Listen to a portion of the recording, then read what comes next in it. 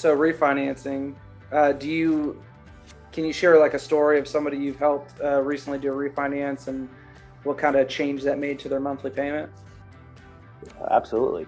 Refinances have been huge, especially this year, going on almost about a little over a year with the rates being as low as they are.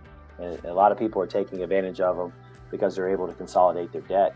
So the ones that we've done recently, I helped a couple who had two kids that went off to college, and they had to rack up some credit card debt, pay for the college, pay for the books, pay for the dorms, pay for the kids to go, pizza parties, and all that stuff. So we were able to consolidate about 60 grand in credit card debt, add that into their mortgage, drop their rate down a full point than what they're paying now, and their payment was basically staying the same in what they're paying.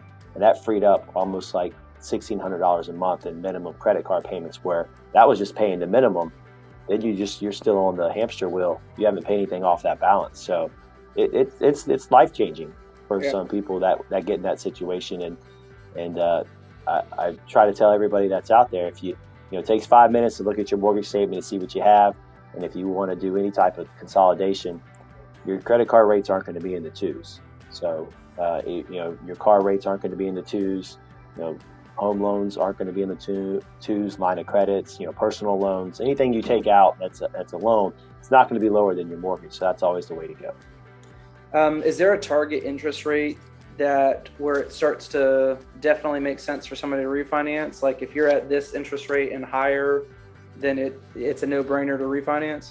It's basically depends on the situation, but right now, if you look at the chart that they have out on the mortgage news, it posts kind of where the target rates are. And if your rate right now is currently over like 3.375, then they say 87% of people can take advantage of a lower interest rate. And then that could be possibly cashing out and getting the same rate if your credit's the same, or you can get a lower rate and getting down into the twos. So it really depends on your situation or what you're trying to do. If you bought your house, within the last 24 months, then there's an opportunity for you to refinance as well, depending on where your rate was and when you closed. So that's why most people get that stuff sent to them in the mail. They get the spam stuff sent over. I'm sure when you close on your house, you got so much stuff in the mail about refi, because they know when you close, they know what rate were at that time and how much you paid, and they want to see, hey, are you wanting to do some upgrades? Are you wanting to do some improvements? You want to pay off some debt? They have all that stuff because they know exactly the time of the date and where the market is. Right.